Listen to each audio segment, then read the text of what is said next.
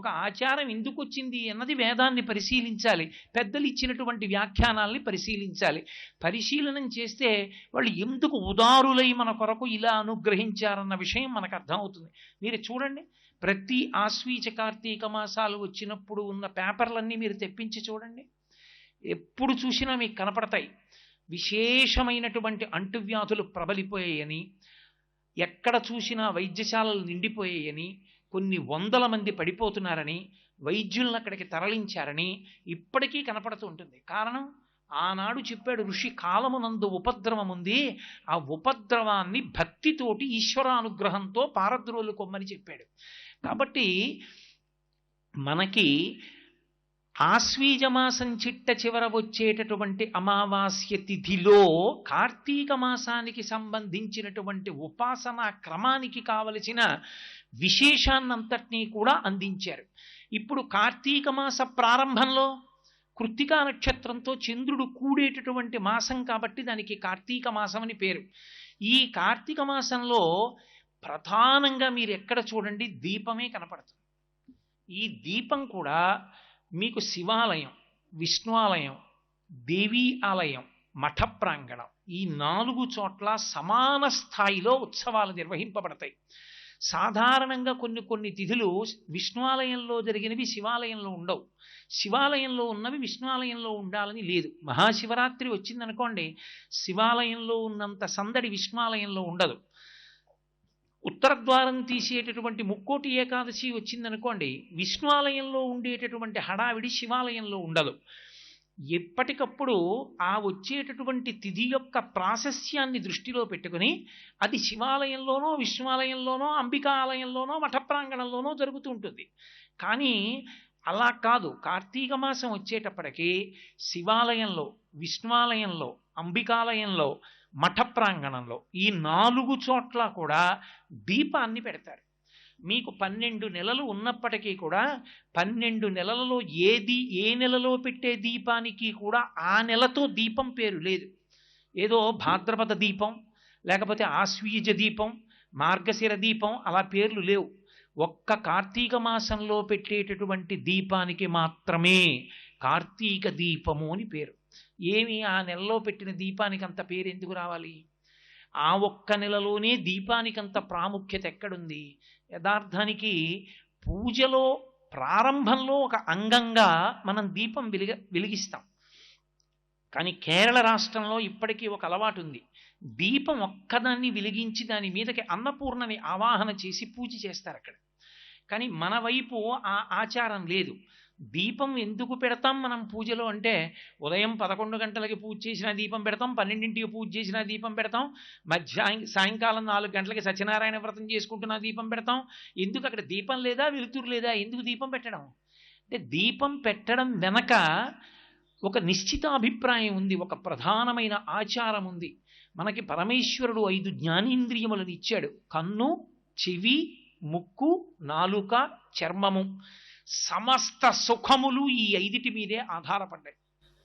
నేను దాని గురించి పెద్ద వ్యాఖ్యానం చేయక్కర్లేదు. నేను ఒక్క మాట అంటాను, ఊహించండి. ఈశ్వరుడు కన్నిచ్చి చూపివ్వలేదు, చెవి ఇచ్చి వినికిడి శక్తి ఇవ్వలేదు, ముక్కిచ్చి వాసన చూసే శక్తి ఇవ్వలేదు, నాలుకకి రుచి చూసే శక్తి ఇవ్వలేదు, చర్మానికి స్పర్శ శక్తి ఇవ్వలేదు. సుఖమన్న మాట మీకేముంది చెప్పండి? సుఖము లేదు, దుఃఖము లేదు. జలపాతం ఉంది, మీరు చూస్తారా? వీణానాదం ఉంది, మీరు వింటారా? రామాయణం ఉంది, చదువుతారా? తిరుపతి లడ్డు ఉంది, మీరు తింటారా? కడుపున పుట్టిన కొడుకున్నాడు, మీరు పుత్రగాత్ర పరిశ్వంగం అనుభవించగలరా? దేవాలయ శిఖరాన్ని చూస్తారా? ఎందుకు ఇంకా మీకు ఏమిటి సుఖం? బ్రహ్మాండమునందున్న ఏ భోగస్థానము మీకు సుఖస్థానము కాదు. సుఖము కానప్పుడు దుఃఖము కాదు. ఇక మనిషి జీవితానికి సుఖము దుఃఖము అన్న 2 మాటలు లేవు, ఏమీ తెలియదు. పరమేశ్వరుడు ఈ 5 ఇంద్రియములను ఇచ్చి 5 ఇంద్రియములకు శక్తినిచ్చాడు. ఒక్క ఆత్మయే ఒక్కొక్క దాని మీద పడి ఒక్కొక్క శక్తినిస్తుంది. నానా ఛిద్రఘటోదర స్థిత మహాదీప ప్రభాభాస్వరం జ్ఞానం యస్య చక్షురాదికరణ ద్వారా బహిస్పందతే అంటారు శంకరాచార్యులు వారు దక్షిణామూర్తి స్తోత్రంలో.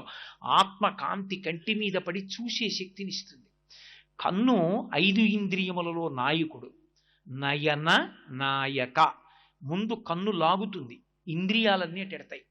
కన్ను లేకపోతే 90% సుఖాలన్నీ చచ్చిపోయినట్టే. కన్నుంది కాబట్టే సుఖాలు, చాలా సుఖాలు. అటువంటి కంటిని నాకిచ్చి ఈ కంటితో నా కొడుకుని, నా కూతుర్ని, నా మనవల్ని, నా భార్యని, ఆ చెట్లని, పరమేశ్వర మూర్తిని, రామాయణ గ్రంథాన్ని, శ్లోకాల్ని చూసి పొంగిపోతున్నాను. ఇన్ని చూసి ఎంత పొంగిపోతున్నానో. ఈశ్వర, ఈ కన్ను ఇచ్చావు కాబట్టి నాకు ఇన్నున్నాయి. ఈ కన్నిచ్చిన నీకు కృతజ్ఞత చెప్పడానికి ఆ వెలుతురికి ప్రతీకగా నీ ముందు దీపం ఉంచుతున్నానని దీపం పెడతాను తప్ప కాంతి లేదని దీపం పెట్టుతున్న వాళ్ళం కాదు. ఒక ఆచారాన్ని పాటిస్తున్నామంటే వేదం దాన్ని ఎందుకు పాటించాలో చెప్పింది.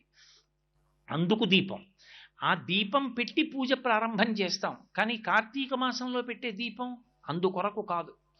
కార్తీక మాసంలో పెట్టేటటువంటి దీపానికి ఒక్కదానికి ఒక ప్రత్యేకత ఉంది.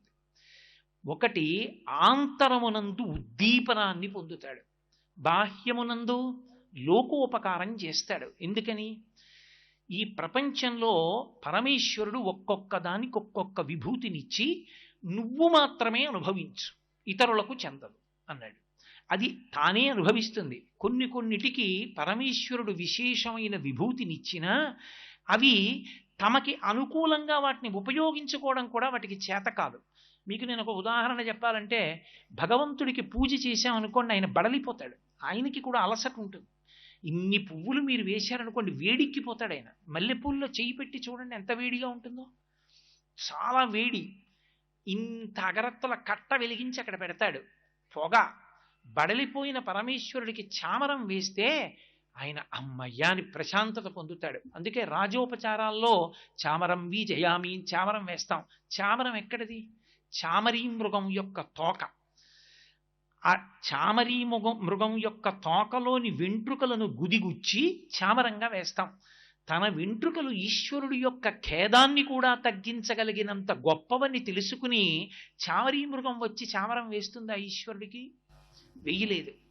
ఒక ఏనుగు దంతం చాలా అందంగా ఉంటుంది, కానీ ఏనుక్కి తెలుసా నాకు దంతం ఉంది, అది అంత అందంగా ఉంటుంది, నేను ఈ దంతంతో బొమ్మలు చేయించుకోవచ్చు అని తెలుసా? తెలియదు. ఒక చేప ఒక్కటే నీళ్లలో ఈదగలదు, కన్ను ముయ్యకుండా నీటిలో ఈదగలిగిన శక్తి నాకే ఉంది అని చేప మురిసిపోగలదా? మురిసిపోలేదు. నీటిలో ఉన్న చేప భూమి మీద ఉండలేదు, భూమి మీద ఉండే ప్రాణి నీటిలో పడి బ్రతకలేదు. కానీ ఒక్క మనిషి మాత్రం చామరీ మృగం వెంట్రుకలు తెచ్చి ఈశ్వరుడికి చామరం వేసి పుణ్యం పొందుతాడు. గడ్డి తిని పాలిచ్చే ఆవు పాలు తెచ్చి అభిషేకం చేసి ఇహమునందు పరమునందు కూడా సౌఖ్యాన్ని పొందుతాడు. ఎక్కడో నీటిలో తిరుగుతున్న చేపని పట్టుకుని తెచ్చి తాను తింటాడు. ఎక్కడో పక్షులు ఎగరవలసిన ఆకాశంలో తాను విమానం ఎక్కి ఆకాశంలో ఎగురుతున్నాడు. ఈ భూమి మీద వేగంగా వెళ్ళడానికి వీలైనటువంటి సాధనములనెక్కి తాను వెడుతున్నాడు. సింహాలు పెద్ద పులులు స్వేచ్ఛగా తిరుగుతుంటే తాను నిర్భయంగా ఉండడానికి బలిష్టమైన ఇనపబూచలతో కూడుకున్న వాహనం ఎక్కి స్వేచ్ఛగా విహరిస్తున్నటువంటి వాటిని అరణ్యంలో చూస్తున్నాడు. దేని విభూతిని అదే అనుభవిస్తుంది ప్రపంచంలో. అన్నిటి విభూతిని తానవిగా అనుభవించగలిగిన వాడు మనుష్యుడు ఒక్కడే. ఆ శక్తి ఈశ్వరుడు ఒక్క మనుష్యునకే ఇచ్చాడు, ఇంకెవ్వరికీ ఇవ్వలేదు. అన్నిటినీ నీవిగా అనుభవించగలవు. ఒక కుక్క ఉంది, రాత్రి తెలివిగా ఉండి ఎవరింట్లోకి అనుమానాస్పదంగా ఎవరు విడుతున్నా అరుస్తుంది కుక్క. దానికి విభూతి ఉందని తెలిసి నీ ఇంటికి తెచ్చి ఒక కుక్కని రాత్రి విడిచిపెట్టుకుని నిన్ను నువ్వు రక్షించుకుంటున్నావు పడుకొని. కానీ నీ దగ్గర బలవంతంగా గుప్పెడన్నం మాత్రం కుక్క తినలేదు. నీ గడప దాటి లోపలికి వస్తే కొడతావు.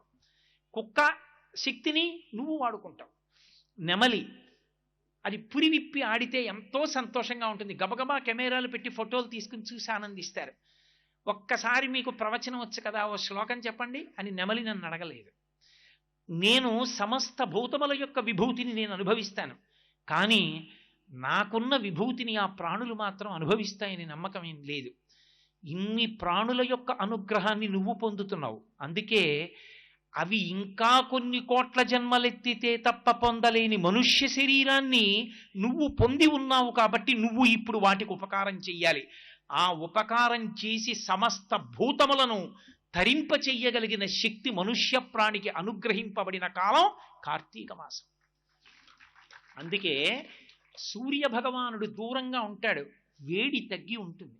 వేడి తగ్గి ఉన్న కారణం చేత చలికి చాలా జీవులు శరీరాలు విడిచిపెడతాయి. చలికి శరీరాలు విడిచిపెట్టకుండా నువ్వుల నూనెతో ఆవు నీతితో దీపం పెడతారు. ఈ రెండిటితోనే ఎందుకు పెట్టాలి? కార్తీక సోమవారం అండి, కార్తీక సోమవారం అండి అంటూ ఉంటారు. కార్తీక సోమవారం అండి, కార్తీక సోమవారం అండి అనడానికి కారణం ఏమిటంటే, చంద్రుడు మొట్టమొదటి హోరలో ఉన్నటువంటి రోజున ప్రారంభమయ్యేటటువంటి రోజుకి సోమవారం అని పేరు. మనకి ఎప్పుడూ కూడా ఒక రోజులో 8 హోరలు 3 పర్యాయాలు తిరుగుతాయి. 3 8 24.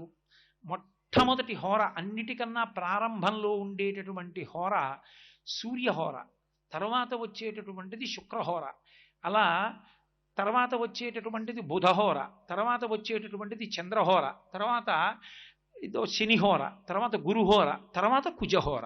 7 హోరలు. అందుకే ఆ హోరలే 3 8 24 పూర్తి మళ్ళీ 25వ హోర వచ్చేటప్పటికి ఆ హోరతో ప్రారంభం అవుతుంది కాబట్టి ఆ పేరు. సోమవారం ఉందనుకోండి, చంద్రహోరతో మొదలవుతుంది. చంద్రహోరతో మొదలవుతుంది కాబట్టి సోమవారము అని పిలుస్తాం దాన్ని. ఆదివారం ఉందనుకోండి, సూర్యహోరతో ప్రారంభమవుతుంది. సూర్యహోరతో ప్రారంభం అవుతుంది కాబట్టి ఆ హోర ఆదివారము, భానువారము అని పిలుస్తాం. ఈ 8 3 8 24గా తిరిగి పూర్తయిపోతుంటాయి. అటువంటి రోజుల్లో సోమవారం నాడు చంద్రుడు మనఃకారకుడు. చంద్రమా మనసోజాతః అని పిలుస్తాం. మనకి వేదాంత శాస్త్రంలో ఒక మాట చెప్తారు, హృదయ స్పందనమే మనుష్య ప్రాణి యొక్క జీవనం. గుండె ఎంతసేపు కొట్టుకుంటూ ఉంటుందో అంతసేపు బ్రతికున్నాడంటారు. గుండె ఆగిపోయిందనుకోండి, ఆయన వెళ్ళిపోయాడండి అంటారు. ఈ గుండె కొట్టుకోవడం అనేటటువంటి దానికి హృదయమునందు హృదయనాడి అనబడేటటువంటి నాడి ఉంటుంది. నాడి మీకు భౌతికంగా కంటికి కనపడేది కాదు, అది ఈశ్వర తేజస్సుని పొంది ఉంటుంది. దానికి అధిదేవత యమధర్మరాజు అన్నారు. ఆయన అనుగ్రహం అయిపోగానే హృదయనాడి మూసుకుపోతుంది. యమదంష్ట్ర బయటికి వచ్చిన కారణం చేత ఆ కాలంలో హృదయనాడి మూసే అధికారాన్ని ఎక్కువగా ఉంటుంది. యమధర్మరాజు గారు దేనికి ప్రీతి పొందుతాడంటే, నువ్వుల నూనె వలన, నువ్వుల నూనెలో వెలుగుతున్న దీపపు ఒత్తిమించి వచ్చేటటువంటి పొగ వాసన చూస్తే హృదయ నాడి బలిష్టమవుతుంది. యమధర్మరాజు గారు ప్రీతి చెందుతాడు, ఆయక్కారకం అవుతుంది, హృదయ నాడి నిలబడుతుంది. ఆకారం ఉండదు. సాకారంచ నిరాకారం నిర్గుణంచ గుణాత్మకం తత్వం తత్పరమం బ్రహ్మ ఇది వేదాంత డిండిమహ అంటారు శంకరాచార్యులు వారు. వేదాంత డిండిమం చేస్తూ నిర్గుణం సగుణం అని 2 రకాలు. నిర్గుణంలోకి వెళ్ళాలనుకున్నవాడు పరమ వైరాగ్యంలో ఉన్నవాడు వెడతాడు. సాకారమును ఉపాసన చేసేవాడు బాహ్య ప్రయోజనం కావాలనుకున్నవాడు మనసు నిలబెట్టాలి కాబట్టి ఒక ఆకారాన్ని పూజ చేస్తాడు. యథార్థమునకు అది ఒక కాంతి పుంజము. ఆ కాంతి పుంజమే దివ్యే దీపము, అదే ప్రకాశము.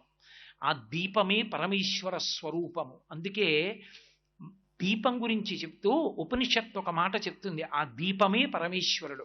నతత్ర సూర్యోభాతి నచంద్రతారకం నేమా విద్యుతో భాతి కుతోయమగ్ని త్వమేవ భాంతమనుభాతి సర్వం తస్య భాషా సర్వమిదం విభాతి అంటుంది. ఆయన ఉన్నాడే ఆ పరమేశ్వరుడు, ఆయన ఒక పెద్ద వెలుగు. ఆయన వెలుగు ముందు సూర్యచంద్రులు ప్రకాశించరు. ఎందుకని అంటే, ఇక ఆ వెలుగు ముందు ఈ వెలుగులు పనిచెయ్యవు. కాబట్టి ఆయన ఒక్కడే ప్రకాశిస్తూ ఉంటాడు. ఆ ప్రకాశిస్తున్నటువంటి ఆ కాంతిపుంజం ఉన్నదే, అదొక్కటే పరమేశ్వర స్వరూపం.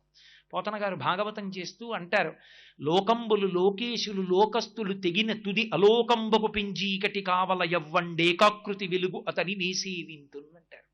ఈ లోకాలు, ఈ లోకేశులు, ఈ లోకస్తులు వీళ్ళందరూ మహాప్రళయంలో పడిపోతే, నీటితో నిండిపోతే, కటిక చీకటి ఆవరిస్తే, సూర్యచంద్రుల యొక్క గమనం ఆగిపోతే, ఈ కటిక చీకటి కావల ఒక్కడు వెలిగిపోతుంటాడు. ఆ వెలిగిపోతున్న ఆ వెలుగులకు వెలుగైనదున్నదే అది పరమేశ్వర స్వరూపం. దాన్ని నేను పిలుస్తున్నానన్నాడు గజేంద్రుడు అష్టమ స్కంధంలో. కాబట్టి యథార్థమునకు ఈశ్వర స్వరూపము ఒక వెలుగు. ఆ వెలుగుని చేరుకున్నావు అంటే గుర్తు ఏమిటంటే, నువ్వు గోడ దాటావు అని అర్థం. దక్షిణాయనంలో ఉపాసన ఎన్నేళ్లు చేసినా సాకారం దగ్గర ఆగిపోకూడదు. ఒక ఆకృతిని పట్టుకోవడం దేని కొరకు అంటే, ఒక గోడ దూకడానికి. చూడండి, గోడ దూకే వాళ్ళు ఉంటారు, లాంగ్ జంప్ చేస్తారు అంటారు.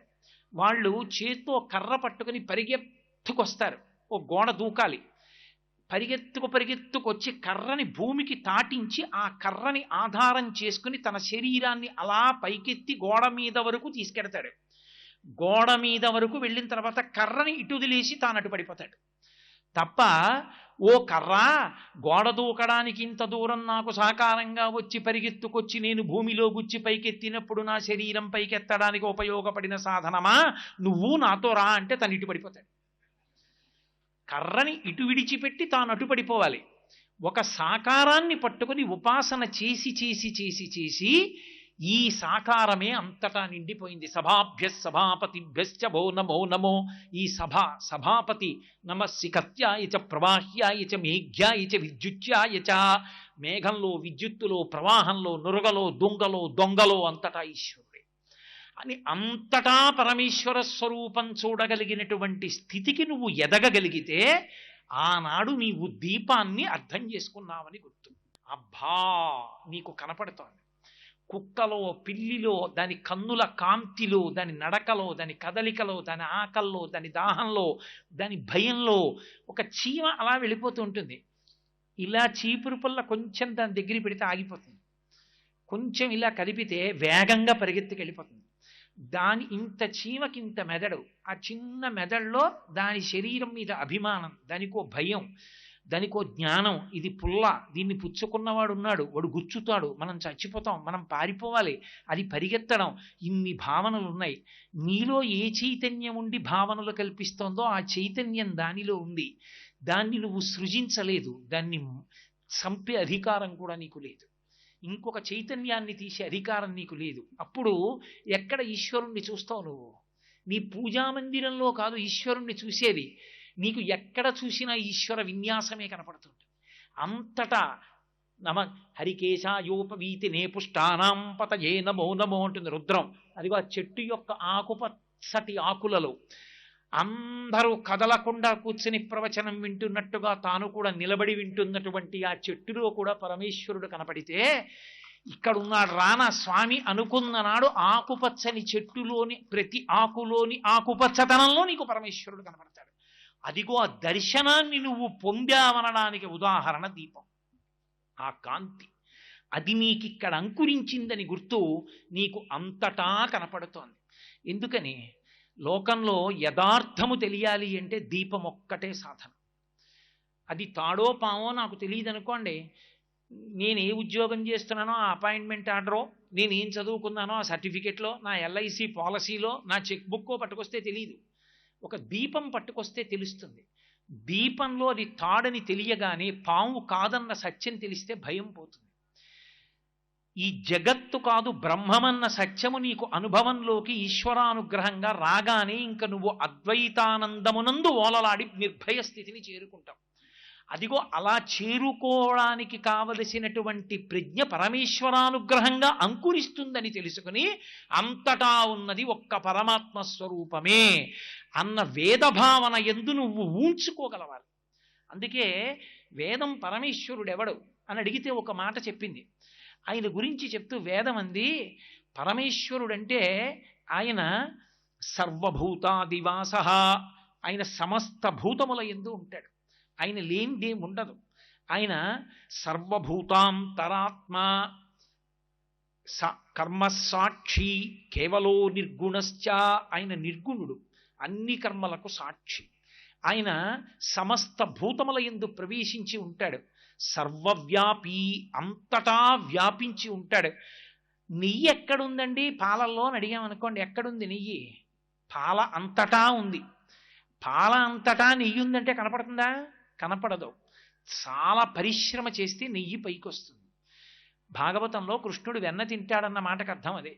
ఎవడు అంత సాధన చేస్తాడో వాడికి జగత్తు ఎందే ఉన్నటువంటి జగన్నాథుడు గోచరమవుతాడు, విశ్వమునందున్న విశ్వనాథుడు గోచరమవుతాడు. విశ్వనాథుడు కనబడి విశ్వము పక్కకెళ్ళడమే మందార మకరంద మాధుర్యమున తేలు మధుపంబుబోవునే మదనములకు నిర్మల మందాకిని వీచికలతో గురాయంచనునే తరంగిణులకు లలిత రసాల పల్లవ ఖాదియై చొక్కు కోయిల చనునే కుటజములకు పూర్ణేందు చింద్రికా స్ఫురిత చకోరక మరుగునే సాంద్ర నిహారములకు అంబుజోదర దివ్యపాదార వింద చింతనామృత పాన విశేషమత్త చిత్తము ఏ రీతి ఇతర విషయంబు చేర నేర్చు వినుతగుణ శీల మాటలు వెయ్యునేల అంటాడు ప్రహ్లాదుడు. ఆ పరమేశ్వరుణ్ణి అంతటా దర్శనం చెయ్యడం వల్ల అంతటా వ్యాపించి ఉన్నటువంటి ఆ విష్ణుతత్వం అవగతమైతే అంతటా పరమేశ్వరుణ్ణి చూడగలిగిన స్థితికి పెరగగలిగితే ఈశ్వర కృపతో, అది నీ సాధన వలన కాదు, ఈశ్వరానుగ్రహంగా. అందుకని భక్తి ఉండాలి. ఈశ్వరానుగ్రహం చేత అది పొటమరిస్తే అప్పుడు నీకు ఎప్పుడూ ఆనందమే. యోగరతో వా భోగరతో వా సంగరతో వా సంగవిహీన యస్య బ్రహ్మణి రమతే చిత్తం నందతి నందతి నందత్యేవ. ఎప్పుడు సంతోషపెట్టిపోతూ ఉంటాడు. వాడికి అసలు పరమేశ్వరుడు కానిది లేదు. ఇప్పుడు అందుకే ఒక్క కార్తీక మాసంలో ఈ ఆలయం ఆ ఆలయం అన్న భేదం లేకుండా శివకేశవుల ఆలయాలలో ఏకరీతిలో ఉత్సవాలు జరగడానికి కారణం. కార్తీక పౌర్ణమి వచ్చింది, దీపాలు ప్రతిరోజు దీపాలు శివాలయంలో విష్ణువాలయంలో కూడా. ఇక్కడ తులసి, అక్కడ మారేడు దళం. ఏమిటి తేడా ఇద్దరికి? శృంగగిరి పీఠాధిపత్యం వహించినటువంటి మహాపురుషులు శ్రీమతి అభినవ విద్యాతీర్థ మహాస్వామి వారు ఒక మాట చెప్తుండేవారు.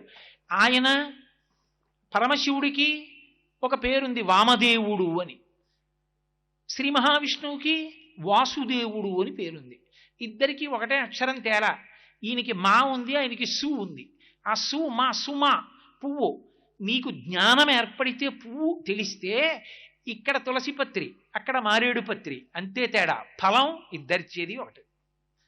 వామదేవ వాసుదేవ మధ్య సుమా చేత భేదం పోయి ఫలితం ఒక్కటే అయినట్టు పరమాత్మ ఒక్కడే అనేటటువంటి పరమ పూనికతో నువ్వు ఈశ్వరుణ్ణి చూసినప్పుడు పరవశించిపోగలిగినటువంటి హృదయము నీకు బాగా అటువంటి సంస్కారముతో నిలబడుతుంది. లేకపోతే నువ్వు ఆ ఆనందాన్ని అనుభవించలేవు. ఈశ్వరానుగ్రహాన్ని అన్ని చోట్ల ఒక్కలా నువ్వు అనుభవించగలిగినటువంటి మనస్థితి నీకు అంకురించదు. అందుకే మహాత్ములైనటువంటి వారు పరమేశ్వర స్వరూపాన్ని కీర్తించవలసి వచ్చినప్పుడు ఒక్కటిగా ఆ ఈశ్వర స్వరూపాన్ని చెప్పి పరవశించిపోయారు. పోతన గారు భాగవతాన్ని ఆంధ్రీకరిస్తున్నారు. ఆంధ్రీకరిస్తూ చిన్ని కృష్ణుడు ఒంటి మీద మట్టి పోసుకుని ఆడుకుంటున్న ఘట్టాన్ని ఆంధ్రీకరిస్తున్నారు. ఆంధ్రీకరిస్తున్న పోతన గారికి కృష్ణుడు కనపడలేదు మట్టి పోసుకుంటూ, శివుడు కనపడ్డాడు.